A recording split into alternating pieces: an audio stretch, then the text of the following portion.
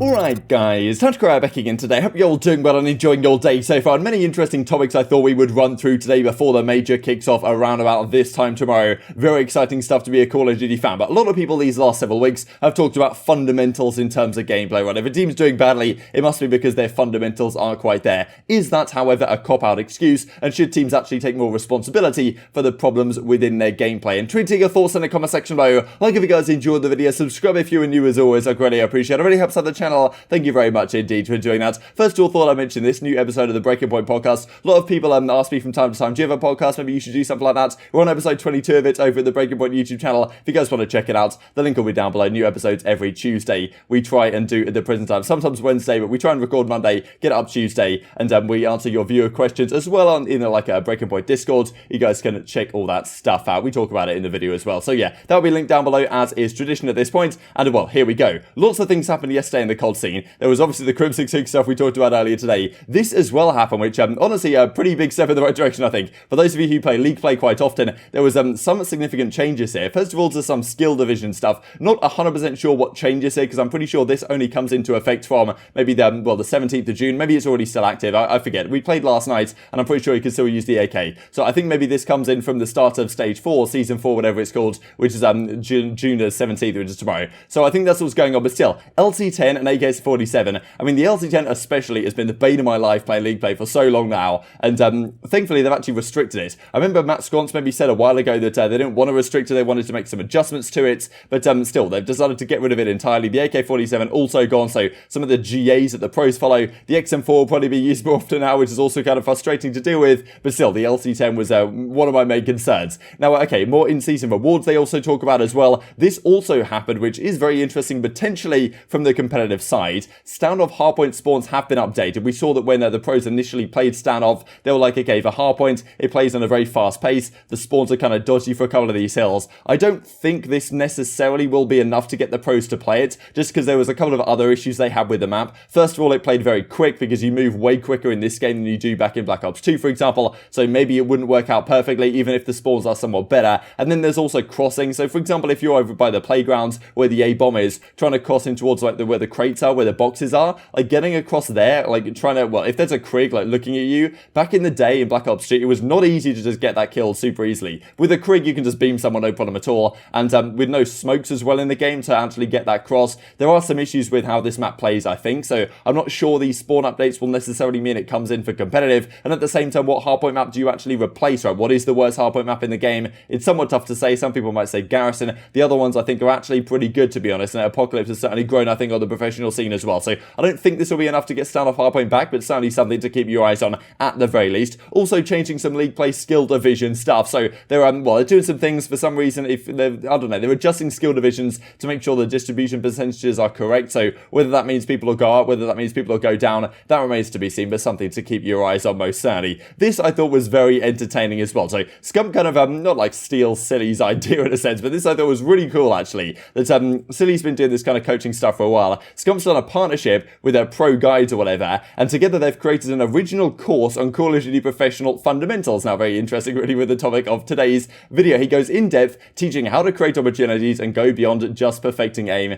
Check it out. So honestly, some really cool stuff that comes out here from Scump. And yeah, as this tends to happen, right, when you do this kind of masterclass type thing, some of the other pros, especially Anthony, Methodz, are going to be in your replies most certainly. So this comes out, of course, in a reply, as Methodz says, Jesus Christ, I'm jumping all over this. Thank you so much, Scump, for the advice. And I think Methodz did a similar thing when he was Silly, like he's been doing this coaching stuff, and he was like, yeah, okay, I think some Methodz was joking about the fact that, okay, you have to pay Silly like $200 for him to do a coaching class, but then you can pay Methodz $600 to unlearn, or to teach you how to unlearn everything that Silly just taught you. That was the joke he made a while ago. And he's in the replies once again. And Scump comes out and reply, you need it, kids. You need all the knowledge you can get sitting on the bench right now. And of course, he is going to be in Texas, I'm pretty sure, for the major, just in case something goes wrong with the guys on the Ultra, which I don't know, maybe will happen for some of these other teams. We've already seen it for New York Subliners, so not necessarily out of the question or out of the woods just yet, some of these teams. And Method's not necessarily convinced with what Scump has to say on the situation. But well, here comes Skies. Get to scrim on the good old local area tomorrow. So okay, that being today, of course, they're going to be scrimming on in a LAN environment to get ready for this event. And one of the real big discussions as of late has been the whole practice situation. We see quite a lot of teams as of recent talking about the fact that, okay, they're great in practice. We saw Paris talking about this. We saw the OpTic guys talking about this as well. well, and other squads that don't have great result necessarily in the matches, or let's say they had a poor result in the match, they'll talk about how good they were in practice. And I think Venom was a pretty big example of that as well, that wouldn't really perform in the matches per se, but in scrims apparently he was really, really good. And while that may well be true, there's been quite some discussion as to whether this is just a cop-out for some of the teams, right? You can lose to whoever you lose to in the match, and then you can say after the fact, okay, yeah, well, we were doing great in practice, smoking FaZe every single scrim, but of course no one's going to know because, well, practice isn't streamed pretty often, and even the OpTic guys don't tend to stream it nowadays for the last couple of months, really, and maybe they've improved over that time, maybe they haven't. That's certainly another discussion you could have. So there's the whole talk about, okay, yeah, our practice has been great, but in the matches we don't really perform. The other side of things is the fundamentals argument, right? This is what Assault happens to say a few days ago when they lose to the Ravens. GG's London lost 3-1. No fundamentals out of us at all this stage. It has been so frustrating. Interesting, of course, from LAG, because in theory, LAG are the team that's, okay, they might not have the greatest talent, but they at least will have the fundamentals. Now, that clearly has not been the case. Now, when people talk about fundamentals, they're usually talking about playing properly as a team. Are you rotating properly for spawns? Are you, like, are your setups and your breaks, like, working, effectively? But fundamental, it's kind of like, it's kind of a mysterious term in terms of what it means. People can just talk about fundamentals and think they're sounding smart, I guess, but not really know what they're referring to. So this is what the discussion was on the flank a few days ago. The fact that, yes, some of these teams, they talk a lot about the fact that, okay, yeah, we didn't quite have the fundamentals today, but in reality, not only is that just, well, not only is that actually an issue within your squad, it's not just something randomly that happens, it's something you have to actively fix, but it actually is an integral part of your talent as a player, as Parasite is talking about. All right, sounds good. Give me a call back. Yeah, no, you're good. It feels like every year people critique OpTic and say they lack fundamentals and need more teamwork. Is this true? And if it is this a Scump and formal issue or a wider issue? And what can they do to change it? One, I would like to add, whenever a team struggles, for the most part, it's usually because of the fundamentals and little things. So I think because OpTic's one of the most popular teams, it just feels that way. Like, I feel like when they struggle, people talk about their fundamentals, it might feel repetitive, but that's because every time OpTic struggled, that's all people want to talk about. Literally. Well, I mean, Yeah, I think it's a good cop out. Sorry, I'm sorry. Fundamentals are basically just making mistakes on the map. There's always going to be a team. Like, the way pro teams lose are those minimal, super small mistakes, and that's what people talk about when they talk about fundamentals. So I feel like any team can say, oh, we're lacking fundamentals when they lose. I feel like that's just like the easiest cop-out type answer. My answer to this question is I think everybody overthinks OpTic's problems because it's OpTic. Everybody wants to have an opinion. Yeah. There's a different problem with the team every other day. There's no winning. There's just nothing. Yeah, I was gonna say the reason people say that is because they look at the roster and they say, "Oh, they're all super talented. How do they lose?" That's literally why people say, "Oh, so it's not their talent, it's their fundamentals." But Well, fundamentals there's other talent in transcends the to league, talent. too.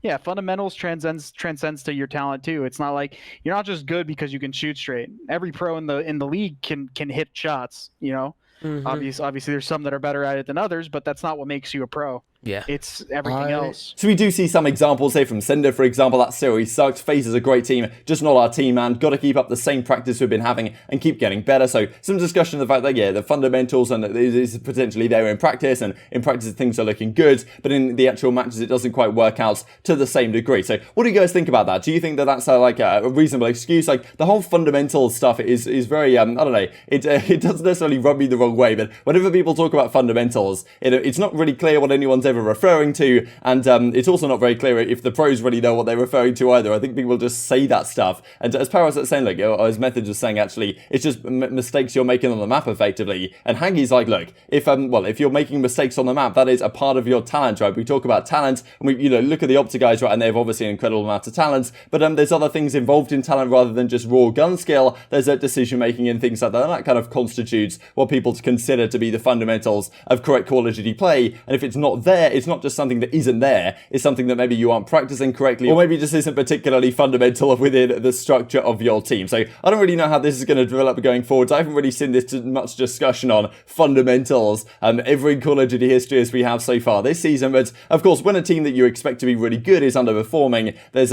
you've got to come up with some sort of explanation, I suppose, and that the whole fundamentals argument is one of them. But it's not something that just happens, right? This is like my frustration with what some of the pros talk about, especially when pros are talking about, okay, yeah, year. It just wasn't our day. Oh, our fundamentals just weren't there today. These kind of arguments, it's like, well, you know, what are you trying to say? You're trying to blame the loss on something outside of your control. Like, okay, yeah, the fundamentals just weren't there today, or whatever that means. It sounds like you're trying to divert responsibility onto some other source, which I don't know. I think some of the pro teams do that sometimes. Not saying that's always the case by any means, but sometimes, you know, I feel like the pros do go down that route, which if you don't take full personal responsibility for defeats, then how can you expect to improve and become the best team in the game? I think it's going to be tough to do so. This, of course, is what they had to say on the flank yesterday. And, you know, this is what Ricky Atura says a while ago as well, starting to play more like how we practice. But, you know, of course, that whole practice discussion, even since then, they've actually done pretty damn well, have the Florida Mutineers. This, just to finish off the video, a few interesting things. This comes out from Breaking Point yesterday. OpTic Gaming averaged 6 championships a year. That is remarkable. Of course, back in 2015 to 2017, there were way more events. I mean, Advanced Warfare especially, there was like 14 LAN events or something, which is outrageous because they were all put on by different tournament organizers rather than just controlled by the CDL. Black Ops 3, there was like way less than I would have liked there to be. There was only like 6 championships, 5 or 6 championships the entire year, or like at least proper ones. And then there was Infinite Warfare as well just after that. But OpTic, I mean, that's crazy to think about. They average 6 championships a year. Nowadays, we just have 6 championships every single year, especially this year, right? We have 5 stages, 5 majors for each stage, and then the World Championship. And it's actually kind of crazy to think about. The last event was 920 days ago as of yesterday, when OpTic won CWL Vegas 2018, with, of course, you can see Crim, Karma, Dashy, the MVP of the event, Scump, and TJHaLy with TP as coach, as it was at the time, and not including, of course, the Chicago Huntsman run that they had last year. And, well, as colleagues say, soon, starting tomorrow, we are back to a LAN environment. ILLey the Undertaker, honestly, just really excited for this. It's going to be great. Obviously, no crowd, unfortunately, but